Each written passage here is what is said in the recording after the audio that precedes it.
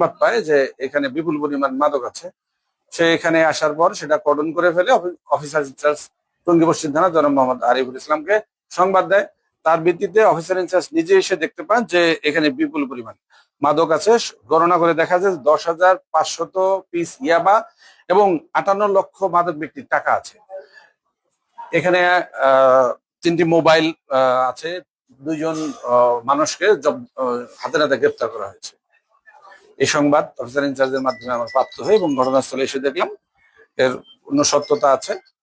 এখন তদন্তের বিষয় এই মাদক ব্যবসায়ীদের সাথে আর কারা কারা জড়িত আছে, কে কে এখানে আসা যাওয়া করত। আমরা ইতিমধ্যে কিছু প্রমাণ পেয়েছি, কিছু চিত্র আমরা হয়তো বা এখান থেকে বিশ্লেষণ করে পাবো। মোবাইল বা যে ইলেকট্রনিক ডিভাইস গুলো পেয়েছি এগুলো থেকে আশা করি এই তদন্ত করে আরো গূঢ় রহস্য উদ্ঘাটন করতে সক্ষম। আচ্ছা, আপনি তো কন্টিনিউ মাদকের বিরুদ্ধে বারবার অভিযান করছেন। এই যে অভিযানগুলো বড় কোনো অপরাধীকে আমরা এখনো ধরতে পারছি কিনা?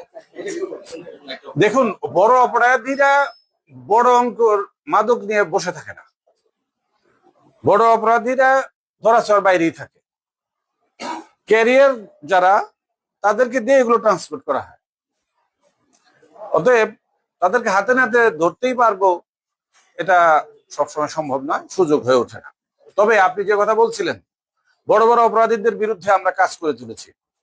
এই গাজীপুর মেট্রোপলিটন পুলিশের সম্মানিত পুলিশ কমিশনার জনাব ইসরাইল হাওলাদারের নেতৃত্বে আমরা এগুলো ক্রাইম অ্যানালাইসিস করছি। ইতিমধ্যে অর্ধশতাধিক মাদক ব্যবসায়ী যারা মাদক ব্যবসা করে এবং অন্যান্য অপরাধ করে সম্পদ জড়ো করেছেন, তাদের সম্পত্তির খোঁজ নিচ্ছি। তাদেরকে আমরা অচিরেই আইনের আওতায় নিয়ে আসতে সক্ষম। মাদকের বিরুদ্ধে আপনি অভিযান করছেন, কিন্তু কোন পলিটিক্যাল ব্যক্তিদের কাছ থেকে, সমাজের সুশীল সমাজের ব্যক্তিদের কাছ থেকে এই অভিযান যে আপনি চলমান অভিযান করছেন, কারো সহযোগিতা পেয়েছেন কিনা? সকলেরই তো সহযোগিতা পাচ্ছি, আমরা কারো বাধা পাইনি। তবে সবচেয়ে বেশি সহযোগিতা পেয়েছি সাংবাদিক। আচ্ছা, আরেকটা বিষয় হচ্ছে, এটি বলতে হবে আপনাদেরকে অনেক ধন্যবাদ। অনেক সংবাদপত্র কর্মী আমাদেরকে বিভিন্নভাবে উৎসাহিত করেন। আরেকটি বিষয় হচ্ছে যে পুলিশের এবং ডিবির কিছু সোর্স যারা রয়েছে, তারা কোটি কোটি টাকা কামাচ্ছে এই তাদের হাত থেকে। বিভিন্ন ভাবে পুলিশ কর্মকর্তাদের কাছে মাদকের টাকা যায়। এই ঘটনাটা সত্য কিনা, বা যদি এ ধরনের অভিযোগ পাওয়া যায় তাদের বিরুদ্ধে আইনগত ব্যবস্থা নেবেন কিনা? সেক্ষেত্রে আপনি ভালো সত্যটা বলতে পারবেন। যদি আপনার কাছে কোনো তথ্য থাকে আপনি দিবেন। আমার কাছে এরকম কোনো তথ্য নেই যে আমি সেটা আপনাকে দিতে পারবো।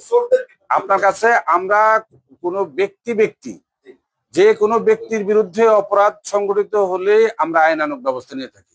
আমাদের ইতিমধ্যে আমরা একাধিক পুলিশ কর্মকর্তাকেও এই নিয়ে আমরা জবাবদিহির আওতায় নিয়ে আসছি।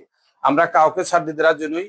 এখানে সংবাদপত্র কর্মী বা আইন শৃঙ্খলা রক্ষাকারী বাহিনীর সদস্য বা রাজনীতিবিদ, কাউকে আমরা ছাড় দেওয়ার জন্য। আমরা দেখবো প্রমাণ, যখন যেখানে প্রমাণ পাচ্ছি ব্যবস্থা নিচ্ছি। আজকেও আপনি এখানে ছাড়াও আরেক যে ইন্সপেক্টর ডিপি মিজান এইমাত্র জানালেন যে এরশাদনগর থেকে 1 কেজি গাঁজা উদ্ধার করেছে। আপনি দেখেছেন 2 দিন আগে আমি গ্যারিনটেক বস্তিতে একটি জায়গা থেকে 1 কেজি গাঁজা 70,000 টাকা এবং আরেকটি বস্তিতে 1 কেজি গাঁজা উদ্ধার করেছি, বড় একটি অস্ত্র সহ। এগুলো অবিরত চলছে, চারিদিকে চলছে। শুধুমাত্র আমরা না, এদের বিরুদ্ধে এখনো তো কেবল গ্রেপ্তার করা হলে যাচাই বাছাই করতে হবে। আর আপনি যে কথা বলছিলেন, আপনাকে এটুকু জানাই যে ওই প্রফেশনাল কোন সোর্স আমরা মেনটেন করি না। অতীতের যে ট্র্যাডিশনাল কার্যক্রম, ওই সোর্সের সাথে সংবাদ দেওয়া, তাদের সাথে লেনদেন, এগুলো করা সম্পূর্ণভাবে গাজীপুর মেট্রোপলিটন পুলিশের নিষিদ্ধ। আমরা নির্ভর করছি গাজীপুর মেট্রোপলিটন বাসীর উপরে।